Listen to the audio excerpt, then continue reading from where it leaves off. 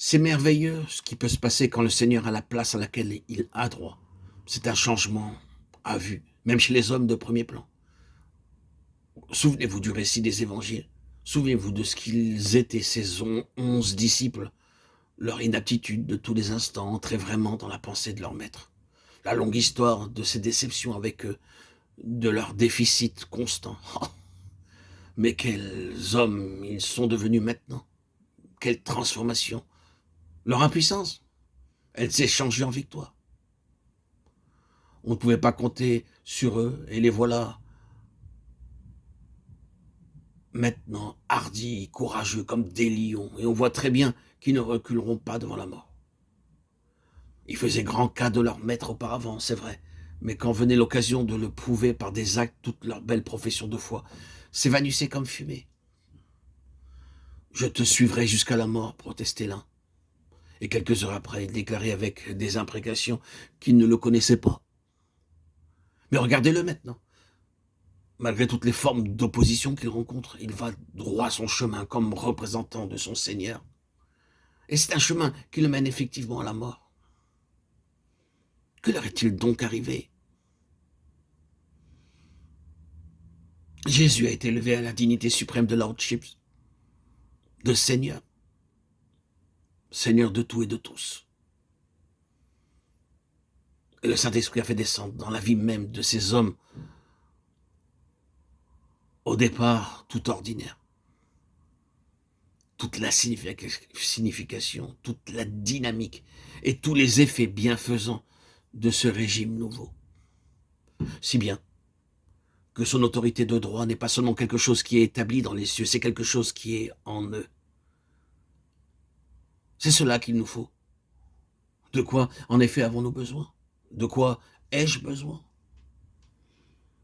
Ce dont nous avons besoin, frères et sœurs en Christ, bien-aimés, auditeurs, auditrices, mes chers amis, c'est de quelque chose d'infiniment plus spontané que ce que nous avons maintenant. De plus spontané dans le témoignage, dans l'expression extérieure de ce qui nous remplit. Notre vie chrétienne est tellement encombrée, si j'ose dire, de doctrines, d'enseignements, de vérités, de toutes sortes de choses auxquelles nous croyons, que nous aimons parce qu'elles concernent le Seigneur Jésus, pour lesquelles nous serions prêts à donner notre vie. Et à côté de tout cela, il y a cette absence de quelque chose, un je ne sais quoi, qui limite le jaillissement spontané de la vie intérieure. Mais le remède, nous voyons où il est maintenant. Le remède, c'est qu'il devienne dans nos vies, comme il ne l'a encore jamais été, le Seigneur de tout et de tous, ou le Seigneur tout court. C'est tout. Mais c'est un tout qui est grand, et c'est cela qu'il nous faut. Nous pourrions continuer à nous attarder longtemps au cours de cette bienfaisante réalité si grande, si merveilleuse, qu'on n'en parlera jamais trop. Il y a une chose que je mets sur votre conscience, bien-aimé en Christ, comme Dieu l'a mise sur la mienne, c'est que cette réponse à des besoins si impérieux, cette solution d'ensemble de tous nos problèmes, cette grande lumière sur toutes nos questions, cette ressource sans pareille pour la pleine réalisation du plan de Dieu, ce point de départ si plein de promesses, nous l'acceptions, nous le reconnaissions. Et que convertis ou inconvertis, nous fassions de notre vie désormais livrée sans réserve un trône pour le Seigneur Jésus, pour qu'il puisse démontrer là qu'il est bien le Seigneur de tout et de tous. Non pas Seigneur de la moitié, non pas Seigneur des 3/4 ou des 9/10, mais Seigneur de tout. Seigneur au-dedans, Seigneur au-dehors, Seigneur de notre vie personnelle, Seigneur de notre foyer, pour autant que cela dépende de nous. Qu'il en soit ainsi. Seigneur dans nos affaires, Seigneur dans nos relations, Seigneur partout où nous avons des intérêts en jeu. Tout cela, il le sera un jour dans l'univers entier. Serons-nous exclus, serons-nous livrés aux ténèbres du dehors parce que nous l'aurons rejeté, à Dieu ne plaise.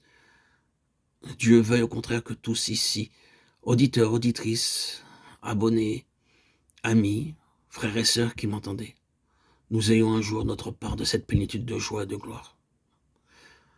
Parce que sur cette terre, pendant le temps fixé par Dieu, pour déterminer notre choix, nous aurons accepté son Fils Jésus, nous l'aurons reconnu Seigneur de tous, et nous l'aurons fait Seigneur de tout. Amen. Alléluia. Gloire à Dieu au plus haut des cieux, et paix sur la terre aux hommes qu'il aime. Il a envoyé la parole aux fils d'Israël en leur annonçant la paix par Jésus-Christ, qui est, lui, le Seigneur de tous. Et il n'y a rien au monde qu'il ne soit si grand qu'il ne puisse en avoir raison.